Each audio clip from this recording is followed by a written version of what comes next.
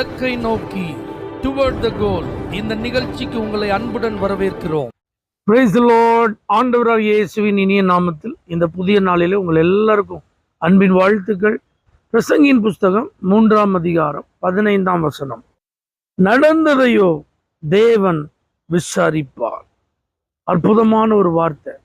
ஆண்டவர் விசாரிக்கிறவர். நல்லா புரிஞ்சுக்கோங்க.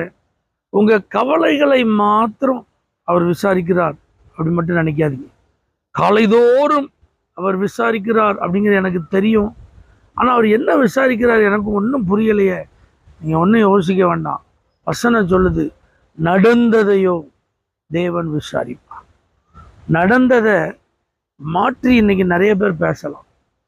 நடக்காதது போல பேசலாம், கூட்டி பேசலாம், குறைச்சி பேசலாம், சம்பந்தம் இல்லாதவங்களை சம்பந்தப்படுத்தி பேசலாம், குற்றப்படுத்தி பேசலாம், குறை கூறலாம், அல்லது நடந்தது யாருக்குமே தெரியாது என்று மறைத்திருக்கலாம், மறைப்பதற்கு முயற்சி செய்யலாம், தடங்களெல்லாம் அழிக்கலாம், பணம் கொடுத்த ஆட்களை சரி பண்ணியிருக்கலாம், உண்மையை பொய்யாக்கி இருக்கலாம், அல்லது ஒரு நீதிமான குற்றவாளி ஆக்கியிருக்கலாம், அல்லது ஒரு குற்றவாளியை நல்லவன் சொல்லியிருக்கலாம்.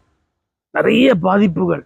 வேலையில் நடந்ததை நியாயமாக விசாரிக்கலை, குடும்பத்தில் உள்ள பிரச்சனையை சரியான விதத்தில் விசாரிக்கலை, இந்த கஷ்டத்தை சரியாக யாரும் டீல் பண்ணலை, நிறைய ஓரவஞ்சகம் பண்ணிட்டாங்க, ஒருதலைபட்சமாக செயல்பட்டுட்டாங்க.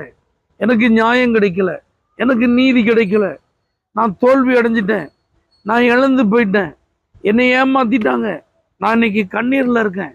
இப்பெல்லாம் நீங்கள் புலம்புகிற ஒரு நபராக இருக்கீங்களா? உங்களை பார்த்து தான் கர்த்தர் சொல்கிறார், நடந்ததையோ தேவன் விசாரிப்பார். கர்த்தர் விசாரித்தார்னா அவர் நீதி உள்ளவன். பைபிள் சொல், அவர் நீதி உள்ள நியாயாதிபதி. அவரிடத்துல அநீதி கிடையாது. அவர் சரியா பலன் அளிப்பார், தக்க பலன் அளிப்பார்.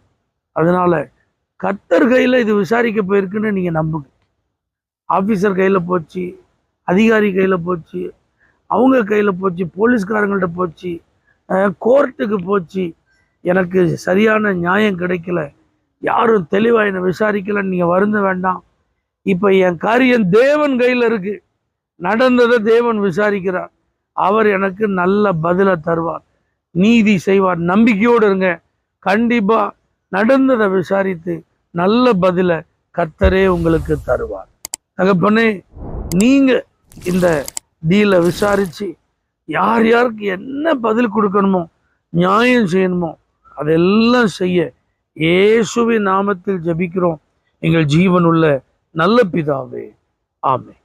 For prayer contact, Pastor J. J. Kumar, El Shaddai Ministries, 9500252586, Surandai.